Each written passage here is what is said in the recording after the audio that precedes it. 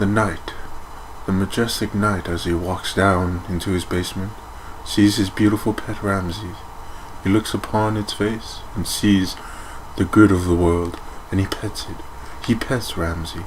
For a good hour or so, he pets, and he pets, and he pets, and he pets, only to see that Ramzy is hungry.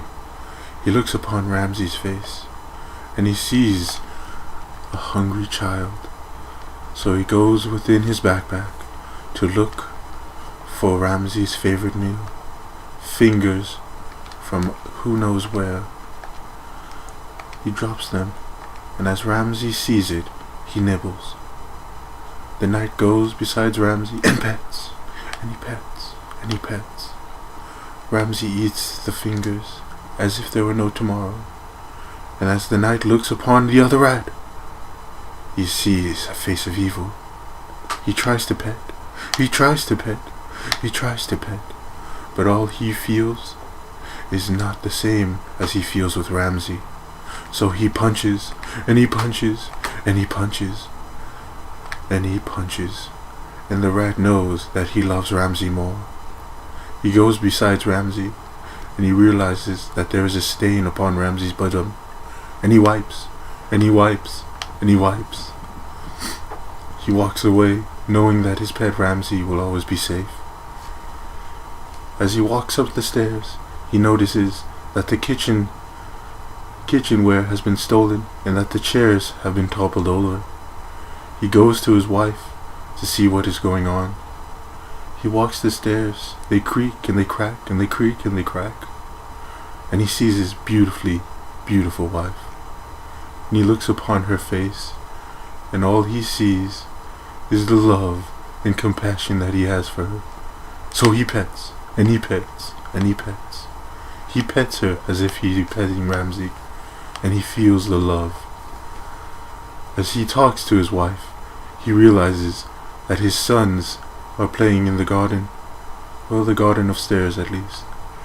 And he pets, and he pets. He pets his sons, letting them know that they are his favorite. And he looks upon their face and sees the greatness within them, the potential that they will once have. The boils on their face are merely a stage in their life, known as pimples, but they will disappear. He walks ahead into the schoolyard to take a look at what they are doing, and as he looks down, he sees the army that protects the schools, and he also sees stone, much stone, and he pets the stone, and he pets, and he pets. He pets the stone as if it were Ramzy, and he feels the love from the stones. He looks down, and he falls. He falls, and he falls, and he falls, just like Ramzy. He walks out to see what they are doing, and he realizes that one of the kids has been tied by his feet, and that this must have been a practical joke. And he pets, and he pets, and he pets. He pets the feet as if he were petting Ramzy, and he tickles the young boy. But it seems the ravens have already gone to him, so he walks. He walks within doors to see what the children are doing and what they are learning about. The preschool children seem to be learning about fire today and its many properties. He looks upon the torch, and he sees a fire burning, and he pets the fire, and he pets, and he pets. He loves the fire as much as he loves the children. He then writes a message upon the ground. He tells the children of the many people that they should avoid. Be wary of the fatty.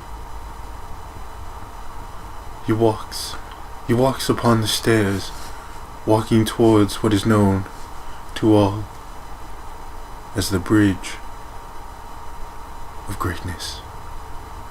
He walks down, and then he realizes how slow he's walking, so he starts to jog. He jogs, and he jogs, and he jogs, and he sees what seems to be his beautiful pet dog, Jasmine. He walks, and he walks, sort of jogging, and then he sees that Jasmine has eaten another human. So he pets, and he pets, and he pets, He pets the human body as if it were his own. He pets, and he continues to pet, and he continues to pet. As he is done petting, he goes upon Jasmine and sees that her teeth are very defiled. So he goes within her mouth, and he brushes, and he brushes, and he brushes. He brushes her teeth until they look sparkling white. And then he pets her tongue. Her tongue must be clean, for her breath stinks. And he pets, and he brushes, and he pets, and he brushes, and then he pets again. As you can see, Jasmine has been plagued with body fever. It is when body parts are drawn to her and become part of her. So he goes upon her claw and he pets. And he pets and he pets, making sure Jasmine feels his love for her, for she will die as soon as the player reaches her. He looks upon Jasmine's eye, and he sees but a sad, sad dragon, dog thing, and he pets, and he pets, and he pets. And then, as he looks around to make sure no one else is looking, he goes within the gaping hole inside Jasmine's stomach, and he waits inside. He waits for what is about centuries, and then, as he's waiting within the dragon's stomach, he pets, and he pets, and he pets, and he pets, and he pets. He pets within her stomach, and sees that there's a sign all the way over there, and he actually wants to see what it is. And he looks upon the sign, and he reads, "I cannot take this." The dragon says she cannot take the disease that she has had for many centuries. He looks upon her and sees that there is a light protruding from her body, and he knows that Jasmine's spirit has gone away. So he walks away, knowing that his job is well done, that he has protected her, and that he has a loving family. And then he pets, then he pets, and then he pets, and then continues to walk. He walks and looks upon the light of the world, and he sees his majestic castle in the distance, and he walks towards it. He walks towards the light, the castle, and the majestic things that are within the walls. He makes his way back to his family and his friends, while reading messages that say here. He walks up the stairs of enlightenment to see how the ravens are doing. He looks upon the raven's face, and the raven tells him that life is good, that life is great. The player has not walked past here yet.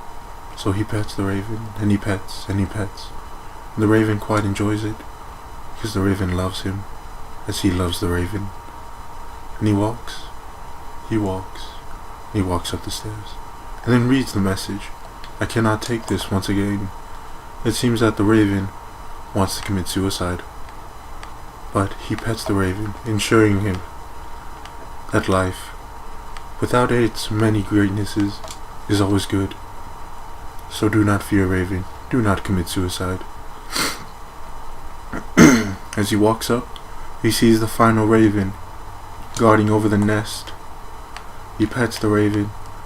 He pets the knees of the raven, and then he goes up and pets the thighs of the raven. The raven quite enjoys it, for the raven has not been pet in centuries.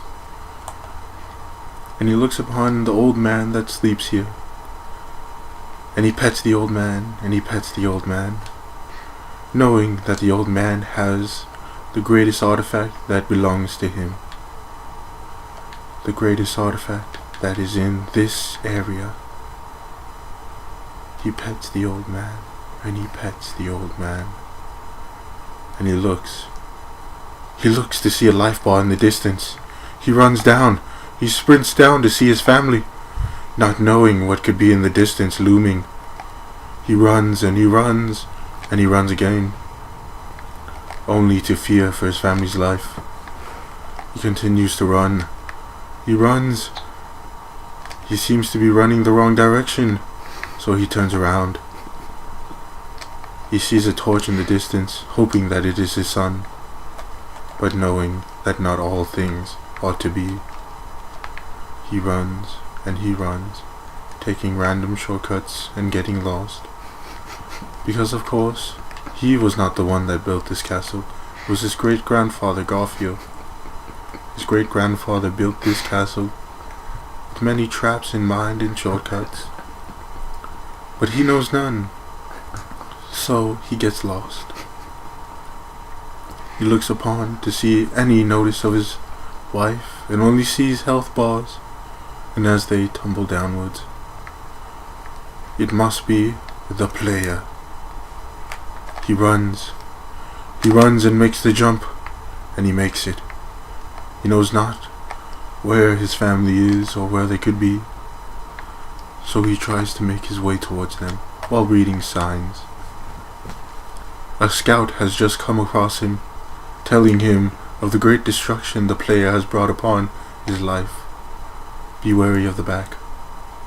Yes, be wary of the back. He climbs up to get a better view of the whole area, and he sees the preschool has been untouched and hopes that that is what his family is like as well. He runs and he runs, and he sees that the soldiers are already ready for battle, and that there up in the distance is his neighbor Bob. His neighbor Bob has always been jealous of his family, and as he looks, his children are missing, and their bodies are on the floor. He pets them, and he pets them, and he pets them. Ready for battle, he takes out his greatest weapon, the Hand of Darkness. He runs up ready for battle, and he sees his beautiful wife upon the floor, so dead, so lifeless. He kicks upon her body, making sure she is truly dead, and making sure this is not an April Fool's joke. He kicks her body, and kicks her, and kicks her, and throws her upon the floor.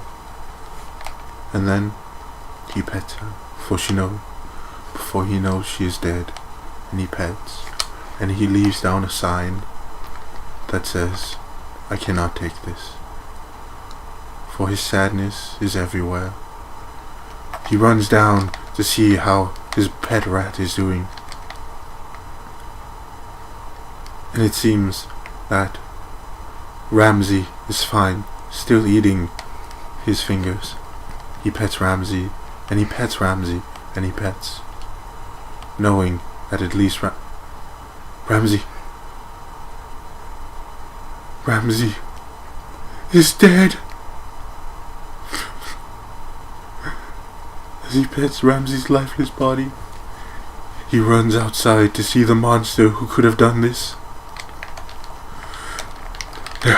And then he gets into a fight with his neighbor Bob, dodging and tripping out, stealing neighbor Bob's humanity, and then stealing neighbor Bob's humanity.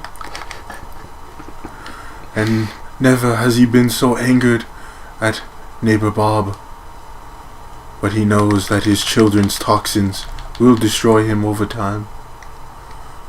So, in a last ditch effort to make sure his legacy lives on, he writes a message that says, "Need kicking." He loves the need kicking, and he hopes that his legacy stays forever. As he runs away from his neighbor Bob, knowing that he cannot win the fight, he looks upon his children's dead bodies as he loves him, and he runs. He runs away from neighbor Bob with the quickness of running that is only equal to a cheetah, and he continues to run, hoping that the armies of Huala can save him. The armies of Huala are a strong bunch and are ready for battle at any moment in time. As he looks upon Bob, he starts attacking with the enemies. And as neighbor Bob's life comes to an end, the armies of Huala Ho Ho Ho seem to be taking him. Neighbor Bob is still but barely alive. The toxins have reached him, and his children shall be avenged soon. And then he pets him. He pets neighbor Bob as he dies. He pets, and he pets, and he pets. And then he shouts for joy as his children are avenged. And then he pets, and he pets, and he pets as he goes home.